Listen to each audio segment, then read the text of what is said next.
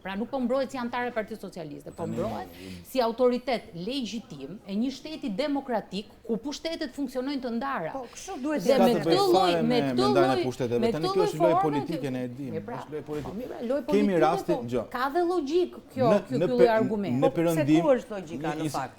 Ndërhyrja e legales s'ka fare ndërhyrje. Sepse fakti që ti merr një vendim fillimisht për ta pezulluar dhe gjykata kushtetuese dhe për ta kthyer në punë pozicioni që ja ka dhënë kryeministri, jo qytetari që e ka votuar. Ndërsa i drejtohet sipas të gjitha rregullave ligjore Këshillit Mandateve për të hequr atë imunitet që ja dhanë qytetarët kur e votuan. Pra, kemi një USB që mbahet për çështjet hetimit e pasbardhur. Dhe kjo pika të mos i ngatrojmë çështjet.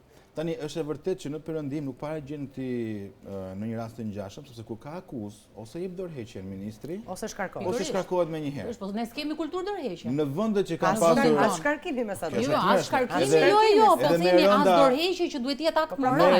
Edhe gjithë drejtorët që janë arrest shtëpie, drejtorët e Ballukut, dhe kjo e akshit sot, akoma nuk po shkarkohen, ë? E kuptoni që ata mund të shkarkojë kryeministrin direkt. Janë akoma në detyrë ata. Në vende që kanë kaluar të njëjtën histori si janë, me reforma drejtësie, pra me prokurori speciale, si Rumania, Bullgaria. Në Rumani ke raste pafund kur gjykata ka pezulluar ministrat. E njëjta gjë ishte ministrat që refuzonin të jepnin dorëheqje. Dhe këtu nuk është se këtu erdhi nga hiçi. U mor vendimi i gjykatës shkallës parë, u mor vendimi i gjykatës shkallës dytë, nëse zonja Balluku kishte pretendim ose ekzekutivi vazhdonte në gjykatën e lartë. Futja në lojë e gjykatës kushtetuese është pikërisht një lojë politike, edhe për të ndikuar gjykatën kushtetuese, për të bërë një çështje që nuk është çështje. Edhe gjitha është një lojë politike për të mbrojtur veten, ashtu siç po e bën tani dhe me imunitetin parlamentar që është krijuar për tjetër gjë, për të mbrojtur deputetët të jenë të lirë deputetët të thonë për çështjet në parlament, dhe jo për të mbrojtur zyrtarët e korruptuar, të ta përdoren një gjë. E kuptoj. Sepse e dim që Balluku është alibia për Ramën. Për të duhet jemi të qartë, sepse dosja, ajo që ka dalë, është, domethënë, nuk nga ta kthesh atë. Sepse presioni që do vihet mbi SPAK-un tani do të shumë herë më i madh, sepse ata e nxorën vetë në dosje që kryeministri pas ka ndërhyrë për një tender.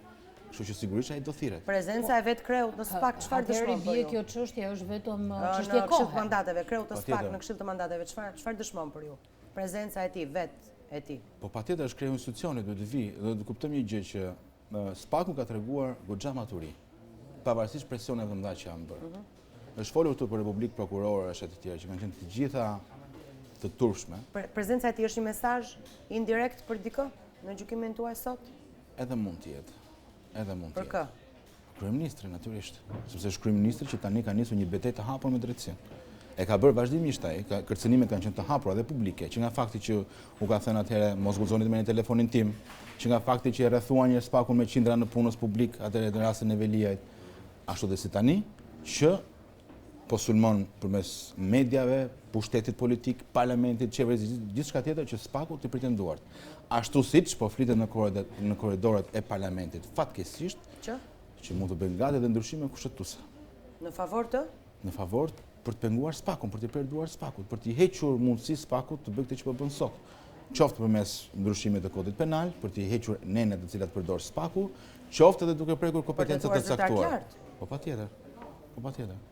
Por nëse vim te ky moment, por që nuk do të vim te ky moment në optikën time, sepse nëse realisht po flasim për autoritetet mbikombëtare, nëse po flasim për proces për shpejtuar të Shqipërisë drejt Bashkimit Evropian, atëherë do të ishte jo logjike që ne të kemi pretendime të tilla qoftë edhe për mbajtjen e pushtetit, sepse duhet thënë që kjo lufta është politikisht e justifikueshme, sepse rënja e numrit 2 të qeverisë në këto momente që ne flasim do të cënonte direkt apo indirekt pushtetin. Dhe patjetër që çdo parti politike e cila është jo që do binte qeveria, po do të cënonte, do të vinte një krizë brendshme qoftë për Partinë Socialiste ashtu edhe për qeverisjen. Kështu që në këtë pikë që jemi, rezistenca si parti nuk jemi mburoja e askujt. Po pse po e bën mburoja? Patjetër që po. Të shkojt përballet me drejtësinë. Patjetër që nuk janë mburoja e askujt. Që të mos kthehet në precedent. Në precedencë, pra jo pikërisht. Dhe farsa pra.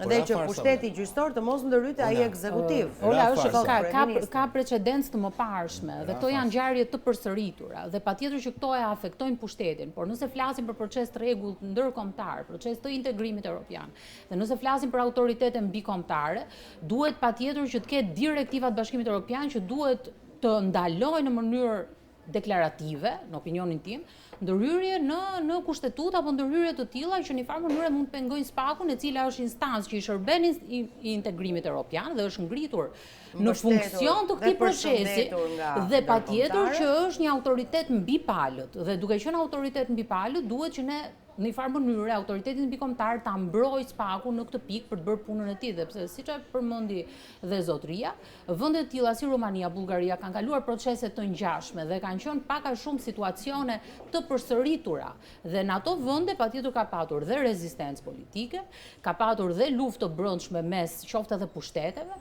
por ka prevaluar në një farë mënyrë në fund drejtësia dhe nuk mund të ketë proces negocimi nëse nuk do të realizohet siç duhet kjo lloj reforme, pra reforma drejtësie. Partia Mundësia, si një parti e re e dal nga zgjedhjet e 11 majit, por me një aksion të dukshëm politik edhe në parlament, edhe jashtë parlamentit, po ndjek me sa duket një metodë të vjetër të politikës së vjetër, protestën.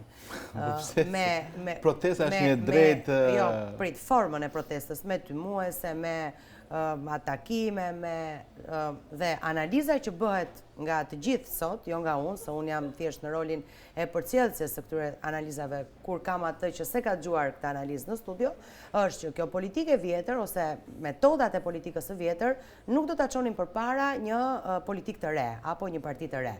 Dhe pyetja për ju është kjo, si përgjigjeni këtyre kritikave nëse i konsideroni të tilla? Ola, ne jemi vetëm 2 deputet. E kuptoj që protesta është forma më demokratike e një vendi, pa diskutim. Nuk e di. Por në këtë Shqipërinë tonë nuk kanë pasur rezultatet që keni dashur ju. Ne bëjmë një protestë sot, bashkë me aktorë të shoqërisë civile, me simbolika, me pankartat të gjetura. Me tymuese. Patjetër edhe me bilbila, që të dëgjohesh zëri atyre pak qindrave veç që ishin aty, të dëgjohesh zëri të këshilli sipër, patjetër. Ashtu si që kemi fshqytëzuar si 2 deputet, çdo hapësirë të mundshme në parlament, çdo hapësirë tjetër qytetare, kemi thirrur dhe tryeza... Ishit ju pjesë e kaosit për shumë në parlament? Jo, nuk ishëm pjesë e kaosit. Atë pyetje do të ngrihet. Jo, nuk ishëm. Keni qenë, ishit dakord me mënyrën dhe qasjen? Se Flakadan kishte edhe dje në kuvend. Jo, patjetër, dëgjoni. Është fakt që maggjoranca ushtron një tërshni të madhe mbi opozitën në parlament. E dini ju se çfarë lufte bëj unë për të marrë 3 minuta në parlament apo jo? E dini këtë gjë? Kanë 83 mandate ata. Edhe mbajnë parlamentin sikur shqipronë e tyre. Mezi flasim në parlament. E dini që është refuzuar çdo kërkesë për komision hetimor, është refuzuar çdo kërkesë për interpelancë. Agron Shehati është mohuar 2 vjet interpelanca me Belinda Ballukun. E dini ju këtë? 2 vjet. Dhe nuk u bë kurrë. E përsëristim ne. Ndërkohë që kushtetuta dhe rregulloria thotë që brenda 3 javësh ja kërkuam dhe kryeministrit, ai refuzoi të vinte, nxori ministrin e brendshëm. Pra, kur ty të shkelet hapur kushtetuta dhe këto, sigurisht që kur dhe deputetët ndërmarrin një ndërmarrje të tillë, duhet i legjitimosh. Sepse ta hajt drejtë po ju nuk reaguat si kolegët tuaj. Një tymse në parlament, nuk do të thotë që ti ke shkatruar institucionin.